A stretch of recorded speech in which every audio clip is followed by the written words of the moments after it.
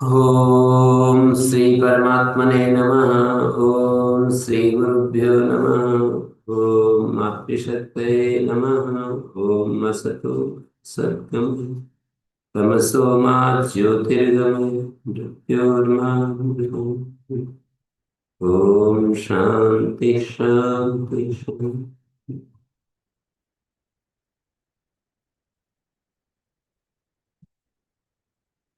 तो यहाँ काष्ठा वृत्ति हम आरंभ कर रहे हैं।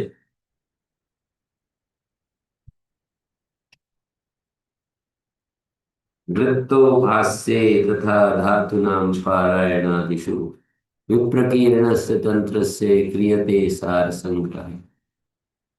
वृत्ति सूत्रार्थ प्रधान ग्रंथ को कहते हैं। तो वृत्ति में भाष्य शंका समाधान प्रधान ग्रंथ को कहते हैं। और धातु नाम पारायण आदिषु, धातु पारायण और नाम पारायण, धातु और नाम का द्वंद्व समास करेंगे और फिर पारायण के साथ षष्ठी समास करेंगे और वे आदि में है जिनके बहुब्रीहि करेंगे। कैसे करेंगे? धातुश्च नाम च धातु नामनी तयो पारायणम धातु नाम पारायणम धातु नाम पारायणम आदिर्येषाम ते धातु नाम पारायणादयः तेसु। तेसु क्यों बोला? विग्रह जो है ना, हमको करना है। विग्रह कैसे करते हैं? धातु नाम पारायण आदि चार शब्द है ना, इन चार शब्दों का समास समझना है कि ये चार शब्दों का समास कैसे किया। हम्म।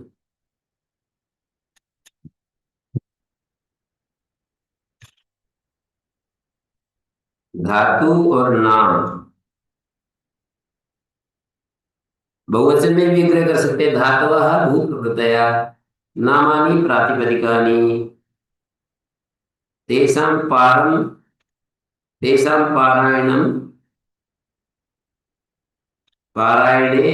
पारायण शब्द धातु के साथ भी जुड़ रहा है, पारायण शब्द। तो तेषां पारायणे धातु नाम पारायणे। द्विवचन में धातु और नाम और उनका पारायण और वे आदि में है जिनके। और सप्तमी का बहुवचन है, इसलिए अंत में हम तेषु ले जाएंगे। जो भी विभक्त्यंत शब्द होता है उसका विग्रह उसी के रूप में करते हैं। जैसे मान लीजिए,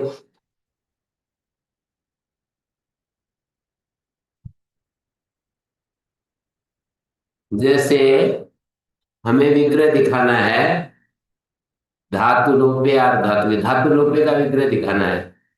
तो हम यूं कहेंगे धातुर लोपा धातु लोपा तस्मिन, ऐसा विग्रह करेंगे। धातु लोपे धातुर लोपा धातु लोपा तस्मिन। या फिर बहुब्री करेंगे तो धातुर लोपो यस्मिन तदिदम धातु लोपम। समास जो होता है वो तीनों लिंगों में, बहुब्रीहि समास जो है अन्य पदार्थ के लिंग वचन होते हैं। द्वंद्व और तत्पुरुष में उत्तर पद के अनुसार लिंग वचन होते हैं। अव्ययी भाव में पूर्व पद के, मानी वो अव्यय होता है, नपुंसक लिंग होता है। अव्ययी भाव की व्यवस्था ऐसी है। अव्ययी भावस्य सूत्र है दूसरे अध्याय के चौथे पाद का 18वां सूत्र। तो अव्ययी भावस्य से अव्ययी भाव समास को नपुंसक लिंग कहा है। और अव्ययी भाव समास अव्यय होता है, ये इधर कहा है प्रथम अध्याय के पहले पाद का कितना नंबर सूत्र है?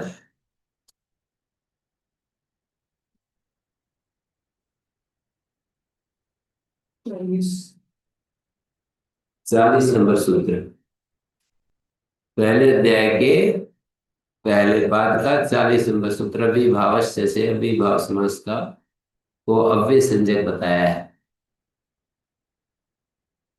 रही द्वंद्व और तत्पुरुष की व्यवस्था, परवल लिंगम द्वंद तत्पुरुष दूसरे अध्याय के चौथे पाद का 26 नंबर सूत्र है, 2 4 26। तो वो कहता है कि द्वंद और तत्पुरुष का जो लिंग होता है पर वाले शब्द के अनुसार होता है, उत्तर पद के अनुसार होता है। पर्वत मानी उत्तर पदवत, परवल लिंगम द्वंद तत्पुरुष। द्वंद और तत्पुरुष का जो लिंग होता है वो पर्वत होता है, पर वाले शब्द के अनुसार होता है।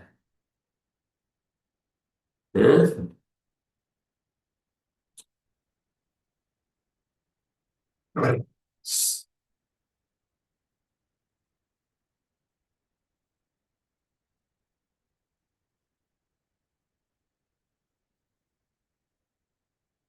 वो आप लोग वो डाल सकते हैं,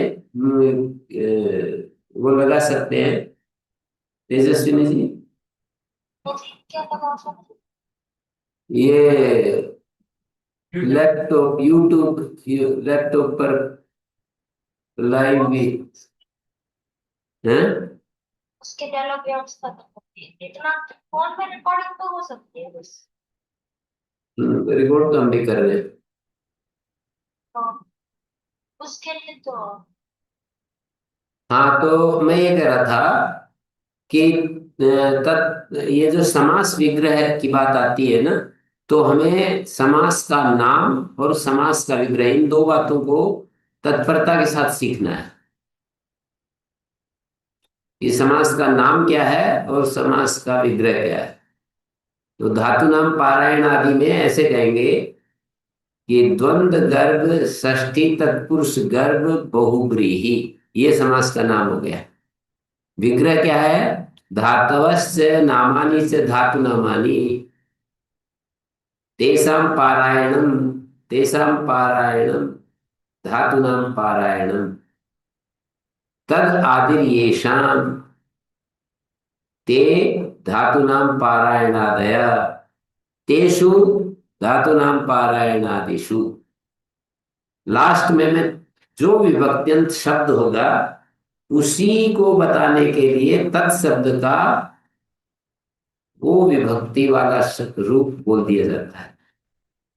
जैसे यदि ये होता धातु नाम पारायण आदि नाम, तो हम कहते हैं धातु नाम पारायणे, धातु नाम पारायणम आदिर्येषाम ते धातु नाम पारायणादयः तेषाम, ऐसा बोलते फिर। धातु नाम पारायण आदि नाम यदि शब्द होता तब की बात कह रहा हूं, तेषाम बोलते। यदि हम धातु नाम पारायणादिभ्य ऐसा रखेंगे तो लास्ट में तेभ्य बोलेंगे। यदि धातु नाम पारायणादि भी, तो लास्ट में तई बोलेंगे। ऐसे कह रहा है।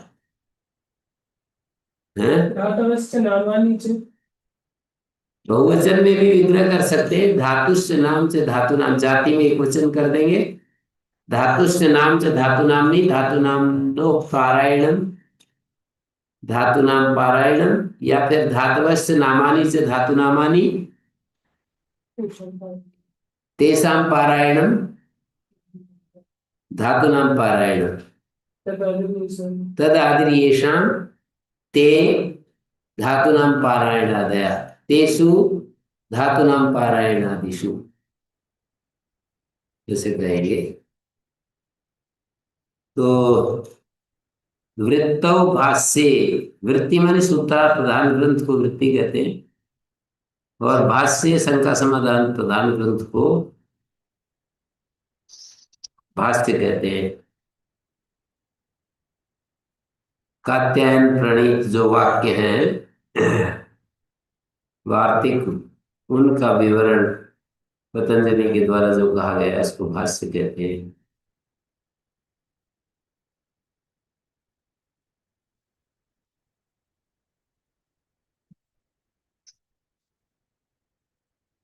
तो यहाँ पर धात्व भुआ भुआदय और नामानि प्रातिपदिकानि। पारायण क्या होता है? तेषां पारं पर्यन्तं निष्ठां अयन्ते गच्छन्ति याभ्याम शास्त्राभ्याम ते धातूनां पारायणे शास्त्रे। न्यासकार ने विग्रह दिखाया है कि धातवश्च नामानि च धातु नामानि तेषां पारं पर्यन्तं निष्ठां अयन्ते, अय धातु गति अर्थ में, अयन्ते गच्छन्ति याभ्याम शास्त्राभ्याम है वो नहीं चुका हुआ है ये जी।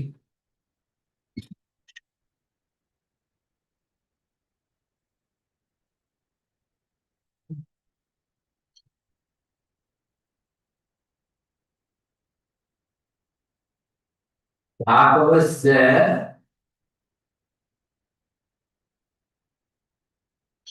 नामानि च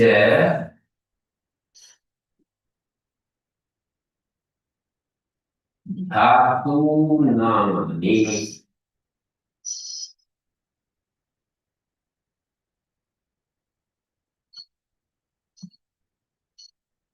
देखिए कहेंगे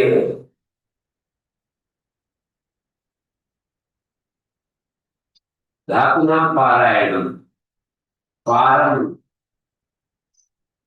पर्यंतम निष्ठाम गच्छन्ति गच्छन्ति याभ्याम शास्त्राभ्याम तेषां धातूनां पारम। जब हम लोग कहते हैं धातुस्य नामानि से धातु नामानि, अब या तो यूं कहो धातु नाम नाम या यूं कहो तेषां, एक ही बात होगी ना। सर्वनाम पद के द्वारा धातु नाम का संकेत हम तेषां कह करके कर सकते हैं। तो धातुस्य नामानि से धातु नामानि तेषां पारम निष्ठां पर्यंतम गच्छन्ति अयन्ते गच्छन्ति याभ्याम शास्त्राभ्याम, जिन शास्त्रों के द्वारा धातु और नाम के पार जाते हैं। पार और अयन दो शब्दों से पारायण बना है। पार का मतलब अंतिम सीमा, वहां पर पहुंचते हैं जिन शास्त्रों के द्वारा, उन शास्त्रों को धातु पारायण कहेंगे। तो ये दिया है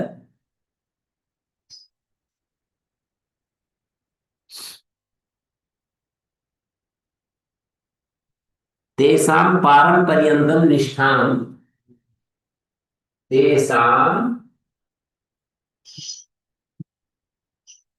पारं पर्यन्तं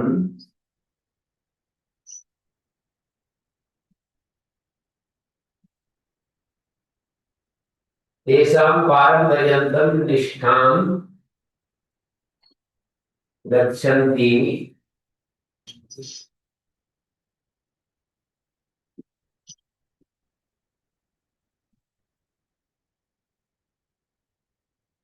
पारायणम् अयन्ते गच्छन्ति पारं पर्यन्तं अयन्ते गच्छन्ति।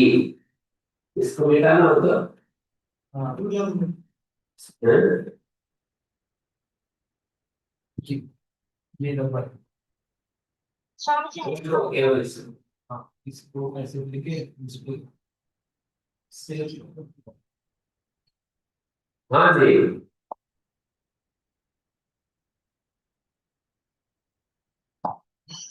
Yeah. Right. It is a bad thing. निष्ठाम अयन्ते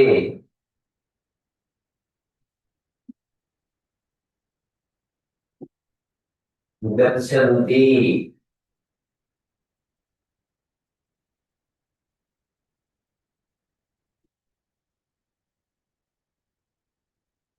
याभ्याम शास्त्राभ्याम।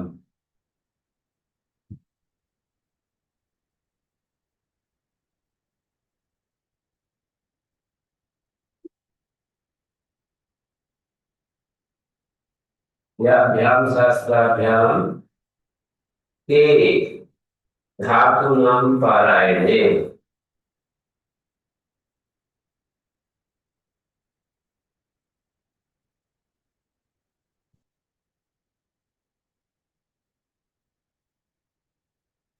हाँ जी, क्या कह रहे थे तेजस्विनी?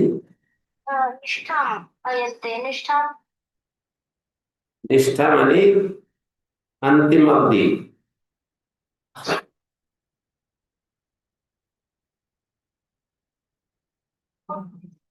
धातु नाम, धातु और प्रातिपदिक। धातुस्य नामानि धातुनामानि तेषां पारं निष्ठाम् अयन्ते गच्छन्ति। पारं का ठीक पर्यंतम है, उसी का अर्थ है निष्ठान। अयन्ते गच्छन्ति आभ्याम शास्त्राभ्याम ते धातूनां पारायणे।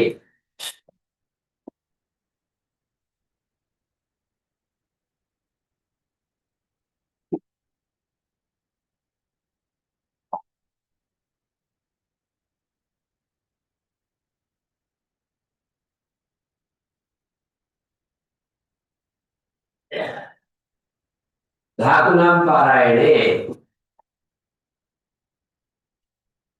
और धातुनाम पारायणे का आदि शब्द के साथ ते आदि येषाम,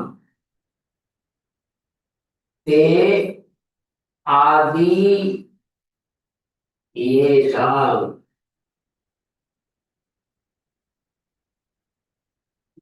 ते, ये जो ते है प्रथमा का बहुवचन, ये वाला ते गच्छन्ति आभ्याम नहीं, द्वितीय का द्विवचन है। याभ्याम शास्त्राभ्याम ते द्वितीय द्विवचन है। धातुनाम पारायणे ते, ये भी द्वितीय द्विवचन है। आदि येषाम, ये प्रथमा का बहुवचन है। ऐसे होता है ना, तत्ते तानी, तत्ते तानी, ये तो ते है द्वितीय द्विवचन, और वो है सकौते। ते धातुनाम पारायणे ते आदि येषाम ते धातुनाम पारायणादय। है जी? आवाज आ रही है बहुत कम। अच्छा, दूर है फोन। जी, बच्चे भी बैठ गए हैं सभी। हाँ, तो हाथ में रखना पड़ेगा फोन। हाँ जी, तो धातवस्य नामानि से धातु नामानि तेषां पारं पर्यन्तं निष्ठाम् अयन्ते गच्छन्ति अभ्याम शास्त्राभ्याम ते ते धातूनां पारायणे ते आदि येषां ते।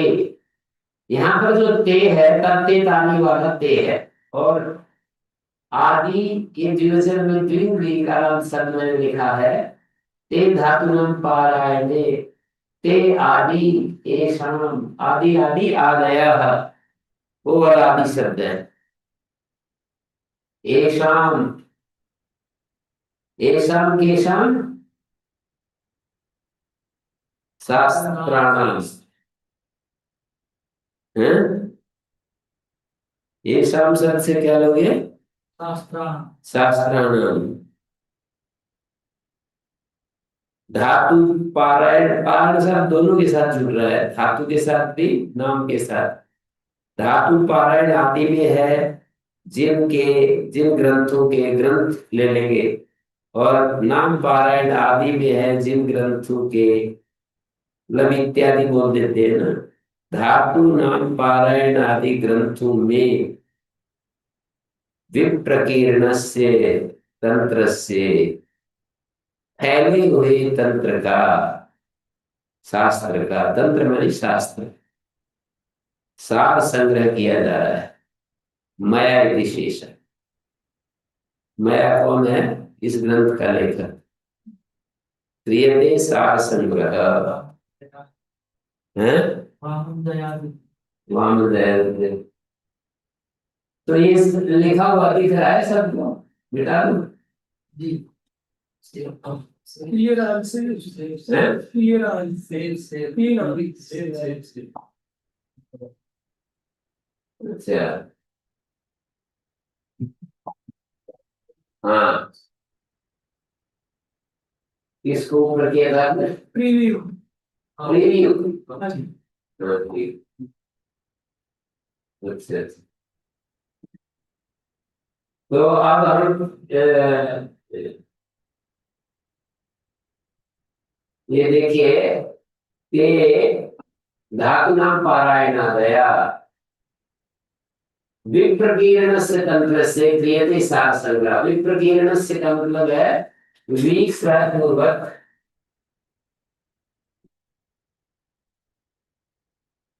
विक्षेप धातु है और का प्रत्यय है, तो कित होने के कारण गुण तो होगा नहीं। रीति धातु यहाँ री को किर बन जाएगा, री को इकारादेश, और जब री को ई होता है तो ऋण रपरा से रपर हो जाता है। और अदा व्याम निष्ठा तो न पूर्व से ज्यादा, और रह के कारण न कौन है, और हरी से इसको दीर्घ हो जाएगा, तो विप्रकीर्ण बन गया ये। समझ में आया? रह से उत्तर तय को नैदा भ्रम निष्ठा करने पूर्व से ज्यादा, और इस नय को रह के कारण से फिर नय हो गया, और हरी से रेख की उदाहरण को दीर्घ हो गया।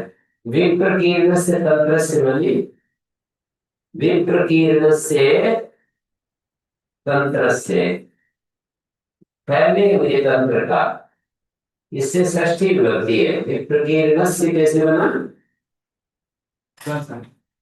गसी, गस हो शाम, गस के स्थान में से हो जाता है ना, टा गसी गसा मिनात से, विप्रकीर्ण से। तो सातवें अध्याय के पहले पाद में पहली पंक्ति में है ना। हम्म। 12 नंबर। हाँ, 12 नंबर। ता गसी गस के स्थान में इन आत और से आदेश हो जाते हैं, विप्रकीर्ण से। हाँ?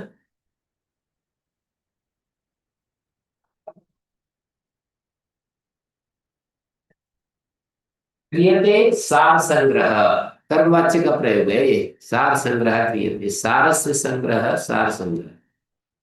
सार का मतलब होता है प्रधान, प्रधान भाग का संग्रह किया जा रहा है, मुख्य भाग का संग्रह किया जा रहा है, इकट्ठा कर रहे हैं।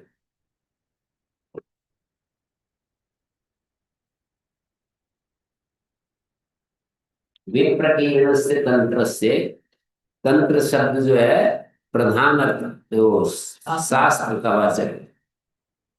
पहले में शास्त्र का सार संग्रह कर रहे हैं, ठीक है।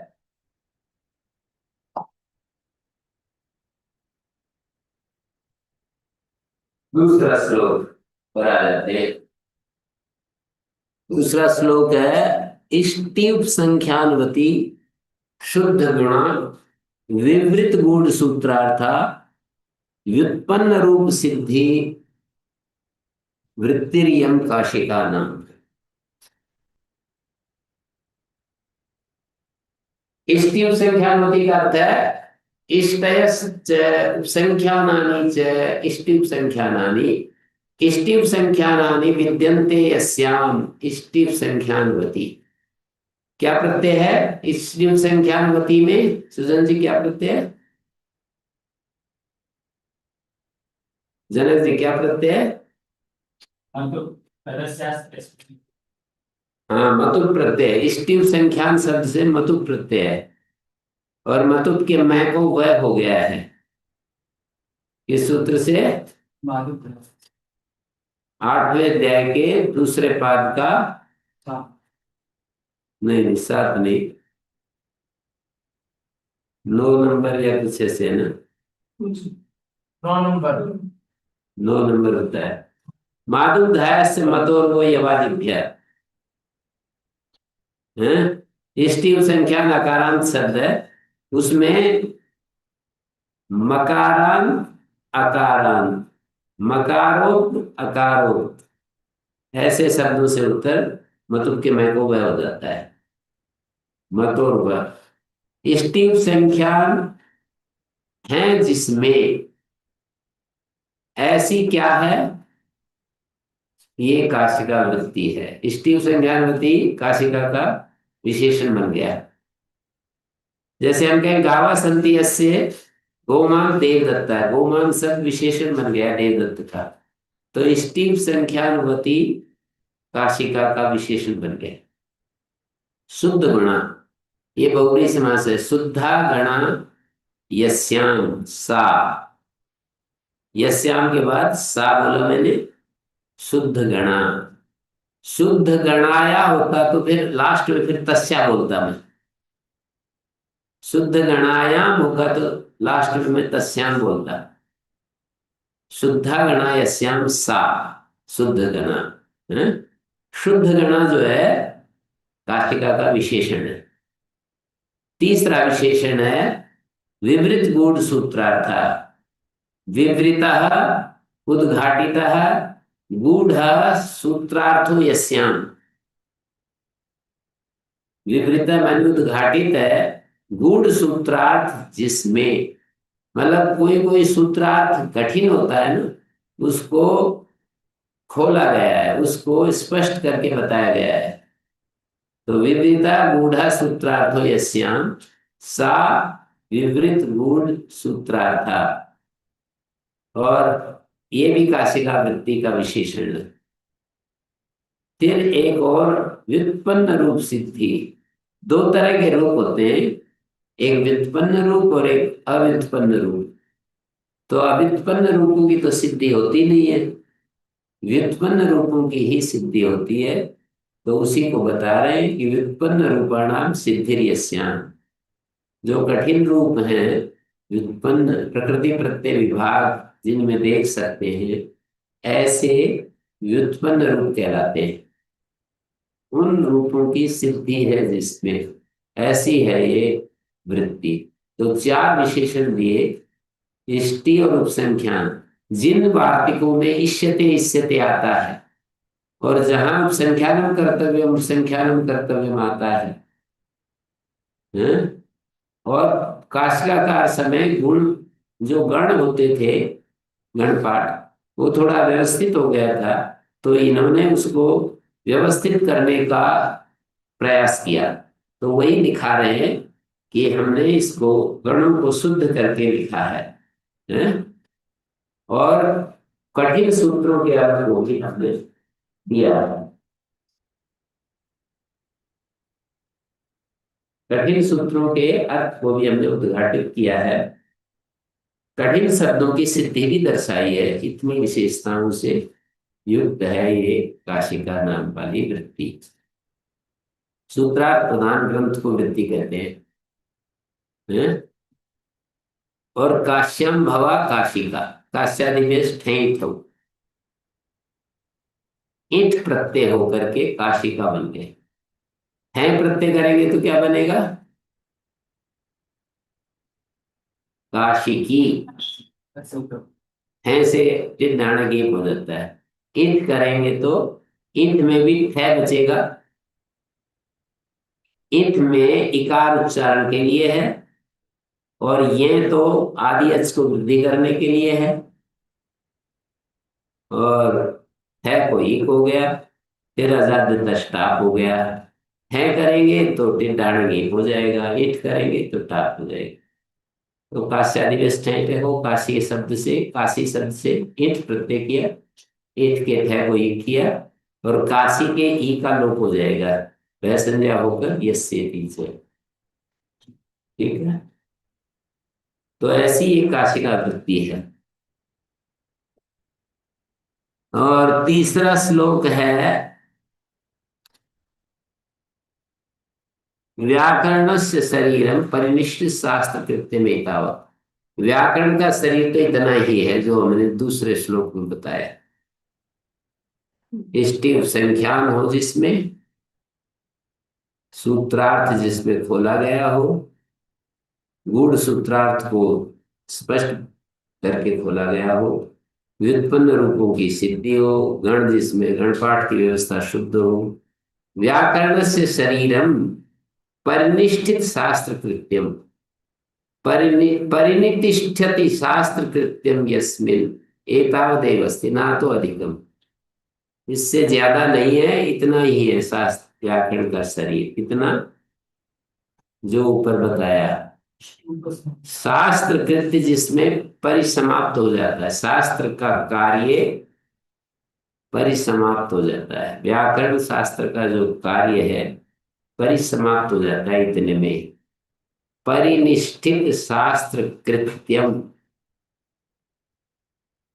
शरीरम, उसका विशेषण है। एतावत् व्याकरण से शरीरम एतावदेव अस्ति, परिनिष्ठित शास्त्र कृत्यम, ये विशेषण पद बनेगा शरीरम का। व्याकरण शरीरम कीदृशम शरीरम, परिनिष्ठितम शास्त्रस्य कृत्यम कार्यम यस्मिन्, परिनितिष्ठ परिनिष्ठितम, परिति परिनिष्ठित शब्द का अर्थ होता है परिपूर्वक निपूर्वक स्था धातु से क्ता प्रत्यय करके स्थित बनाएंगे, स्था के आको ई हो जाएगा, परिनिस्थित और फिर मूर्धन्य हो जाएगा, परिनिष्ठित बन जाएगा। स्था को स्थित कैसे बनेगा, सातवें अध्याय के चौथे पाद का सूत्र है, हैं?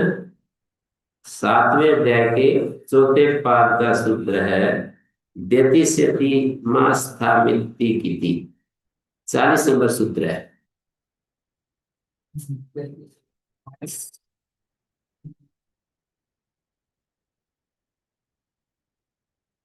सात चार 40, व्यति स्यति मा स्था, इन धातुओं को तकारादि कित परे रहते इकारादेश हो जाता है, तो स्थित बन गया परिनी और आगे स्थित। फिर परिनी के बाद जो स्थि है ना, 8वें अध्याय के 3रे पाद का उपसर्गात् सुनोति सुतिष्यति स्तौति स्तौति स्था सेन सेन से संसुना, 8 3 65 नंबर सूत्र है। परिनी पूर्वक स्था धातु के सकार को मूर्धन्य हो गया, और सा को मूर्धन्य होगा तो स्टुना स्टू से थ को थ हो गया, परिनिष्ठित। ये पूछूं मैं आपसे कि ये उपसर्गात सूत्र से क्यों कर रहे हैं, इनको आदेश प्रत्यय क्यों नहीं किया? उपसर्ग से पसंद आ गया नहीं, उपसर्ग से क्यों कर रहे हैं? वो तो आदेश प्रत्ययों क्या मना कर देगा, वो भी तो सही करेगा। आदेश सकार को प्रत्यय के सकार को इण का वर्ग से मूर्धन्य होता है, तो यहाँ परिनी नी में जो इकार है वो इण में आ गया, और आदेश सकार है ये। आदेश प्रत्यय का अर्थ है आदेश सकार, और प्रत्यय का सकार, तो आदेश सकार है, इसको मूर्धन्य हो ही जाएगा। आदि में हाँ, तो आदि में क्या दिक्कत? सात हाँ, 7 पदार्थ जो सूत्र है ना 111 है, वो ये कह रहा है कि पदादि सकार को मूर्धन्य नहीं होता है, तो ये स्थित जो शब्द है पदादि सकार है, तो उससे निषेध हो गया था, इसलिए ये सूत्र बनाना पड़ा। तो परिनिष्ठित शास्त्र कृत्यम, कृत्यम में त्रि धातु से क्या, और ये तय किस चीज का है? कृत्य में तय किस चीज का है? तुक आगम हो रहा है, ह्रस्व से कृति तुक।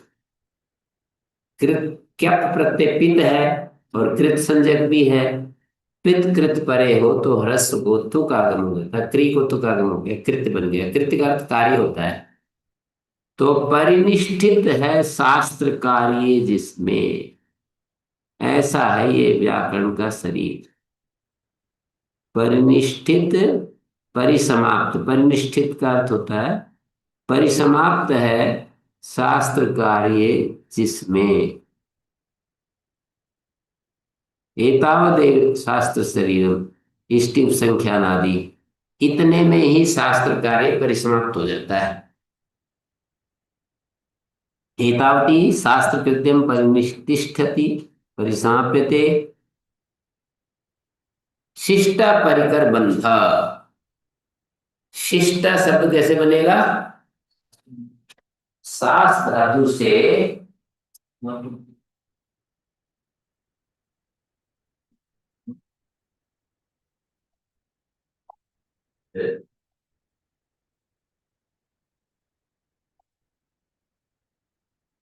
सास धातु से का प्रत्यय है। सास इधर का लोग सास धातु की उपधा को ई हो जाता है, हालांकि के परे हो, और इस स को आदेश सासी बसी घसी नाम से सास धातु को वस धातु को घस धातु को इनसे उत्तर मूर्धन्य हो जाता है। सासी बसी घसी नाम सूत्र जो है यहां मूर्धन्य करता है, शास्त्री में मूर्धन्य नहीं किया। शास्त्री रूप बनाते हैं ना, वहां तो मूर्धन्य नहीं करता। यही क्यों करता है? सुजन जी, स्वामी जी, सास धातु को सासी बसी घसी नाम से मूर्धन्य करता है, तो यहाँ तो शिष्टा में तो मूर्धन्य कर देगा। शास्ते में शास्ते आशास्ते या मूर्धन्य नहीं कर रहा। क्या उत्तर दोगे? शास्त्री में ईड़ शास्ते आशास्ते या क्यों नहीं कर रहा? ईड़ नहीं होता। हाँ, ऐसे बोलो कि इन और कवर्ग से उत्तर करता है। ये इन और कवर्ग है यहाँ पर, और यहाँ शास्ते में नहीं है। शास्ते में इन कवर्ग नहीं है, यहाँ तो है, तो इसलिए शिष्ट मूर्धन्य हो गया सुना से, और आगे सु आकर के विसर्ग हो जाएगा। शिष्ट परिकर बंध है। परिकर बंध कहते हैं रक्षा भाग को। परिकर बंध जैसे किसी पेड़ के चारों तरफ वो लगा देते हैं, चारों तरफ हम वो फावला बना देते हैं, या ट्री गार्ड लगा देते हैं, या कांटों की बाड़ लगा देते हैं, उसको परिकर बंध कहते हैं। बाकी बचा हुआ शिष्ट का अर्थ है बाकी बचा हुआ तो परिकर बंध है। क्रियते भाष्यकार, जो भाष्यकार ने महाभाष्यकारे, भाष्यकारे का अर्थ है महाभाष्यकारे,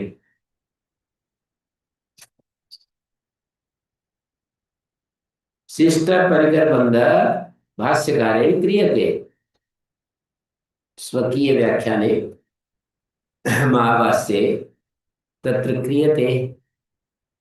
भाष्यकार ने जो किया है व्याकरण का वो रक्षा भाग है, और हमने जो किया है इसके शरीर का उद्घाटन किया है। व्याकरण के शरीर को हमने प्रकट किया है, शरीर को उद्घाटन किया है, और भाष्यकार ने उसका रक्षा भाग, उसको कोई तोड़ फोड़ ना दे है। जैसे खेत में एक तो फसल लगाई जाती है, एक चारों तरफ बाढ़ लगा देते हैं, तो भाष्यकार का कार्य बाढ़ लगाना और हमारा काम खेत में बिजाई करना, खेती लहराती है बड़ी होती है, तो हमारा कार्य ऐसा है जैसे खेत में बिजाई करना और उसको फसल को उगाना बढ़ाना। भाष्यकार का कार्य है कि दूसरे आकर के दूसरा कोई आकर के उसमें खेत में प्रवेश ना करे। बाढ़ लगी होगी तो दूसरा प्रवेश नहीं करेगा। तो इन 3 श्लोकों में इस तरह से ये बात कह दी इन्होंने। हम्म, ठीक है ना?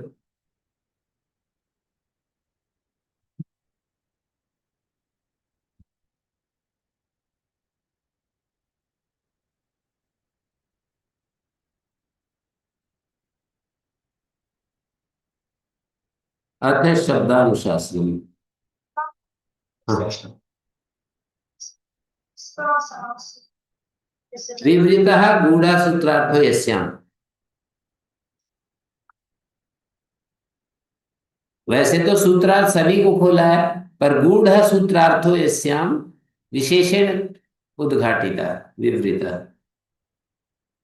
निर्णय कर्मणो चेत साकर्ता ध्यान इत्यादि जो सूत्र है ना, उनको विशेष रूप से खोला है। और शुद्ध गणा जैसे कि वहां पर मिलता है, कण्वात्तु शकला पूर्व कतार उत्तरिष्यते, इस तरह से गण शुद्धि की है ना। लोहितादि लोहितादि डासभ्या, क्यस सूत्र में लोहितादि डासभ्या क्यस व्यचनम वृषादिषु इतराणि। बाकी को लोहितादि में आदि शब्द को, आदि शब्द लोहित दाज भ्या क्यस वचनम, लोहित दाज से क्यस कहना चाहिए। और बाकी शब्दों को लोहित आदि गण में जो बाकी शब्द पढ़े हैं ना, उसको भृषादिभ्यो भुव्यस्व लोकस चला सूत्र में पढ़ देना चाहिए। ऐसे गणों को कहीं कहीं काट छाट किए। सूत्र है लोहितादि दाजभ्या क्यस, वहां पर आदि शब्द से को हटाकर कहा, यहां से आदि शब्द को हटा दो, लोहित डाच व्यास वचनम। लोहित और डाच डाजन शब्दों से क्या होता है? लोहित शब्द से, और डाच प्रत्यांत। डाच एक प्रत्यय होता है। 5वें अध्याय के चौथे पाद का 58 नंबर सूत्र है।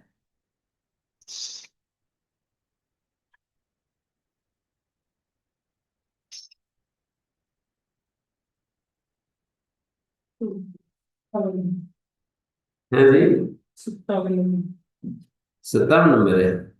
तो लोहित आजभ्या मतलब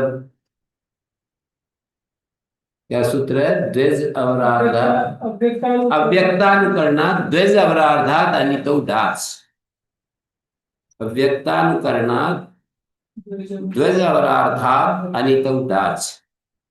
तो लोहित दास व्याख्या वचन में ऐसा कहा है वहां पर।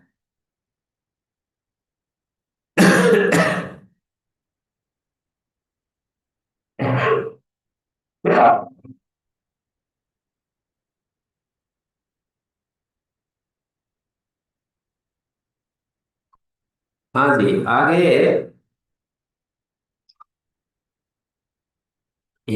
कण्वात्तु शकला पूर्वा कथा दृश्यते। ये चौथे काशिका का जो चौथा अध्याय है ना, तो उस सूत्र पर है, ये निकाल करके देख सकते हो प्रारंभ में ही। सूत्र संख्या है वो कण्वात कण्वादिभ्य चौथे अध्याय के पहले पाद का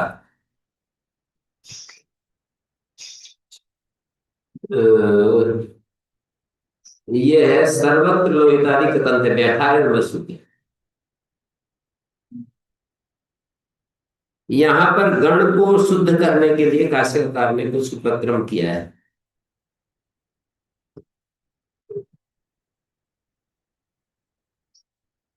काशिकाकार ने वहां पर एक श्लोक जैसा भी बना करके कहा है, कण्वात्तु शकला पूर्व कथादुत्तरुष्यते। हैं?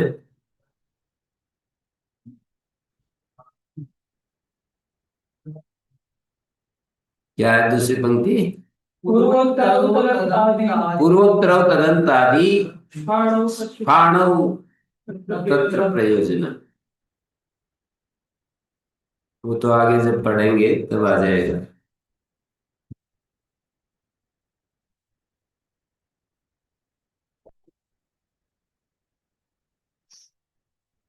अथ शब्दानुशासन।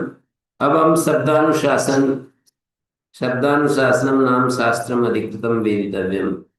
शब्दानुशासनम आरभ्यते। अथ का अर्थ है आरभ्यते। तो कह रहे हैं ये अथ शब्द का अर्थ आरंभ, अधिकार।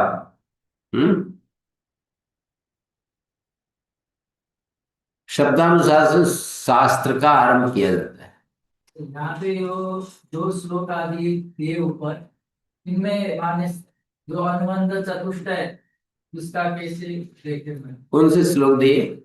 जो ये वृत्त को वासना तथा धातु सब में मानी। उसमें नहीं, ये तो मंगलाचरण है। यहाँ देखेंगे केशाम शब्दानाम अतः शब्दानुशासनम में अनुबंध चतुष्टय को से देखेंगे कि इस व्याकरण शास्त्र का पहले तो अधिकारी होना चाहिए, फिर व्याकरण शास्त्र का विषय क्या है ये पता होना चाहिए, फिर वो संबंध शास्त्र और विषय के बीच में क्या संबंध है, और अध्येता और शास्त्र के बीच में क्या संबंध है, और प्रयोजन क्या है, ये चारों चीजें जानी जाती हैं। किसी शास्त्र को पढ़ने से पहले उसके साथ जुड़े हुए अनुबंध चतुष्टय का भी बोध होना चाहिए। तो अधिकारी तो वो है जिसने अष्टाध्यायी याद कर ली है। व्याकरण शास्त्र का अधिकारी वो है जो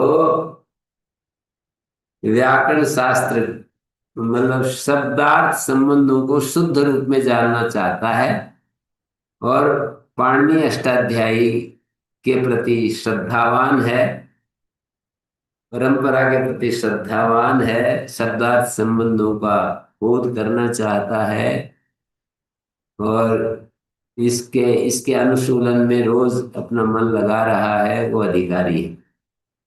और विषय है असाधु शब्दों से अलग करके साधु शब्दों का। अ, यहाँ पर विषय क्या है, यहाँ पर प्रयोजन क्या है इस शास्त्र का, तो कहेंगे प्रयोजन है असाधु शब्दों से अलग करके साधु शब्दों का बोध कराना। और विषय क्या है, शास्त्र का विषय क्या है, तो कहेंगे कि यहाँ पर सूत्रों के द्वारा जो सब प्रकृति प्रत्यय आगम आदेश का विवेचन है वो विषय है। प्रकृति प्रत्यय आगम आदेश का जो विवेचन किया है ना, वही विषय है ना शास्त्र का। व्याकरण शास्त्र का विषय क्या है, प्रकृति प्रत्यय आगम आदेश का के पूर्वक जो शब्दार्थ संबंधों का विवेचन। फिर कहेंगे कि संबंध, ये विषय संबंध क्या है, शास्त्र और विषय के बीच में संबंध है प्रतिपाद्य प्रतिपादक भाव संबंध। शास्त्र जो है प्रतिपादक है और विषय प्रतिपाद्य है। प्रकृति प्रत्यागम आदेश जो है ये प्रतिपाद्य है, शास्त्र प्रतिपादक है। और अधिकारी और शास्त्र के बीच में क्या संबंध है,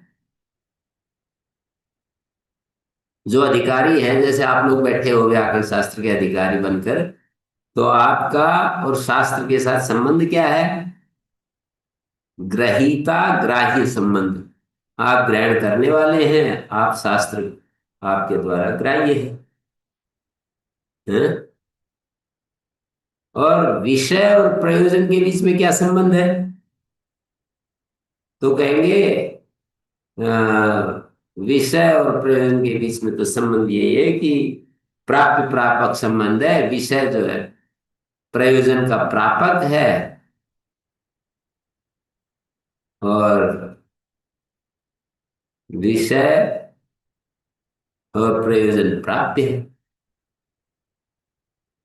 है। संबंध को कई दो का बीच में संबंध होता है ना। प्राप्य विषय है। हाँ, प्राप्य तो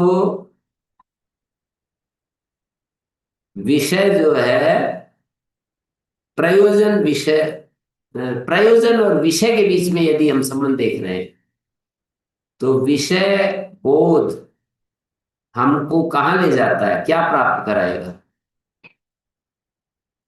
साधु शब्दों का बोध कराएगा। असाधु शब्दों से हटाकर साधु शब्दों का बोध जो प्रयोजन है ना, वहां तक पहुंचाएगा। तो विषय हमको वहां ले जाएगा जहां हम जाना चाहते हैं। विषय प्राप्त है। विषय प्रापक है प्रयोजन का, साधक साध्य। विषय साधन है और वो प्रयोजन हमारा साध्य है। विषय ज्ञान के ऊपर ही तो प्रयोजन टिका हुआ है, हैं?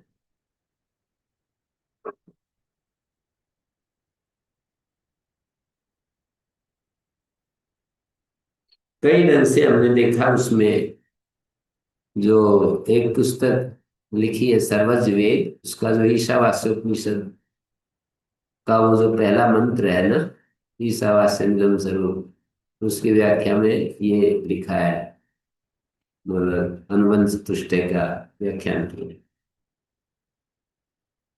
तो इस तरह से इसको देख रहे हैं।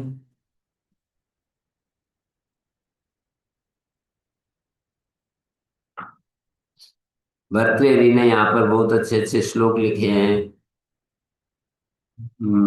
प्रयोजन बताने के लिए। उपासनीयम यत्नेन शास्त्रम व्याकरणम महत्, बड़े यत्न पूर्वक इसकी उपासना करनी चाहिए। प्रदीप भूतम सर्वासाम विद्यानाम यद अवस्थितम, सभी विद्याओं का जो दीपक बना हुआ है। इदम आद्यम पदस्थानम, ये मुक्ति सोपान प्रवणम, मुक्ति की सीढ़ी की जो डंडे हैं उनमें पहला डंडा है ये व्याकरण। मुक्ति रूपी आरोहण, मुक्ति की तरफ हम आरोहण करते हैं तो पहला डंडा, दूसरा डंडा, तीसरा डंडा, ऐसे ही पहला डंडा है। सीढ़ी के ऊपर रखते हैं ना जब पैर, तो व्याकरण प्रथम डंडा है। यम सा मोक्षमाणा अजिम्मा राज पद्धति, मोक्ष इच्छुक लोगों के लिए ये सीधा राजमार्ग है। रूपांतरेण ते देवा विचरन्ति महितले, इस धरती पर वे लोग देवताओं के रूप में विचरते हैं जो व्याकरण के संस्कारों से, जिन्होंने अपने मुख को पवित्र कर लिया है। ये भरतहरि के कौन से में नीति सप्तम नहीं, भर्तृहरि के ब्रह्म कांड में जो वाक्य पदीयम है ना भर्तृहरि का, उसमें है ये सब श्लोक।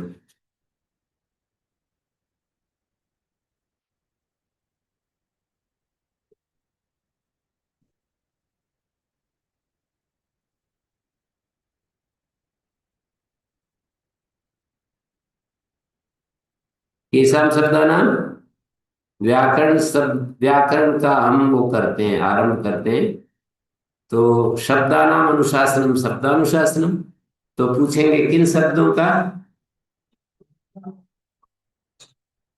लौकिका नाम वेदिका नाम, अथ शब्दानुशासनम। अब हम शब्दों का अनुशासन आरंभ करते हैं? तो कहते केशाम शब्दानाम, लोक का नाम वेदिका नाम से। कथम अनुशासनम, अनुशासन का प्रक्रिया क्या होगी, तरीका क्या होगा, उपाय क्या होगा? कथम, कैसे अनुशासन कर रहे हैं? तो कह रहे हैं प्रकृति आदि विभाग कल्पनाया सामान्य विशेषता लक्षणे। प्रकृति प्रत्यय, आदि शब्द से प्रत्यय लेंगे, आगम लेंगे, आदेश लेंगे, चार लेंगे। प्रकृति प्रत्यय आगम आदेश के विभाग की कल्पना से, प्रकृत्यादि विभाग कल्पनाया, प्रकृति प्रत्यय आगम आदेश की विभाग कल्पना से सामान्य विशेषता लक्षणे, सामान्य और विशेष जिसमें विद्यमान है, ये मतु प्रत्यय है। सामान्य विशेषो अस्मिन् विद्यते एवं भूतेन लक्षणेन एवं भूतेन सूत्रेण, सूत्र का विशेषण बन गया ये सामान्य विशेष होता। कैसे? सूत्र के द्वारा अनुशासन कर रहे हैं। जिस सूत्र में, यहां पर जाति में एक वचन है,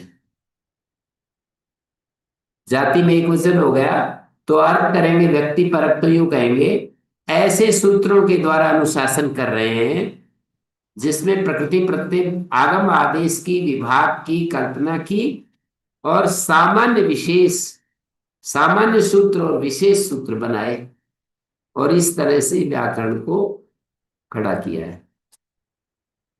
सामान्य विशेष वाद, सामान्य से विशेष, सामान्य विशेषो तौ अस्मिन् विद्यते इति सामान्य विशेषवत मतु प्रत्यय है।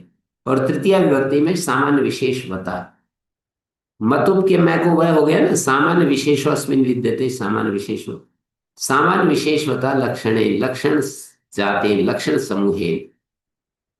सामान्य लक्षण है और एक विशेष कर्मण्यन सामान्य लक्षण है, आत्मसर्गे का विशेष लक्षण है। पूरी अष्टाध्यायी इसी ढांचे पर खड़ी की गई है, सामान्य और विशेष वाले लक्षण के द्वारा इसका वो किया गया है, हैं? सामान्य विशेषवता लक्षण ये करण में तृतीया है, और प्रकृत्यादि विभाग कल्पना ये हेतु में तृतीया है। निखिल जी ध्यान दे रहे, सामान्य विशेषवता लक्षणे ये करण में तृतीया है। एक सामान्य सूत्र है, एक विशेष सूत्र है। तो सूत्रों में सामान्य सूत्र विशेष सूत्र के द्वारा, और हेतु क्या है?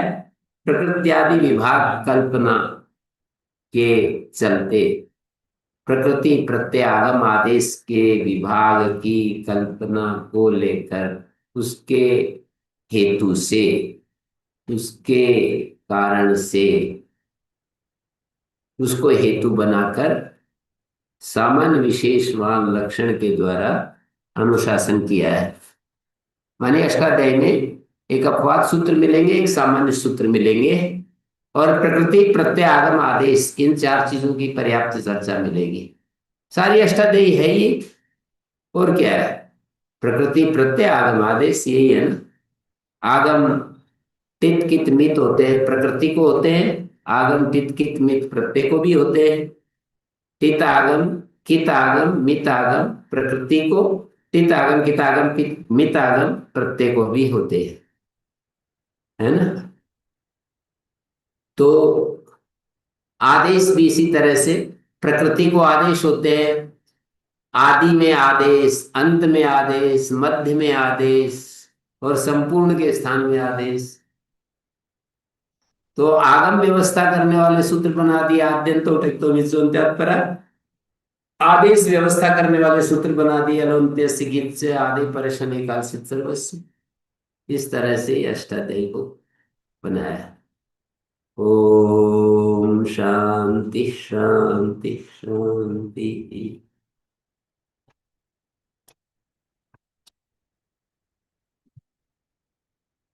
हाँ।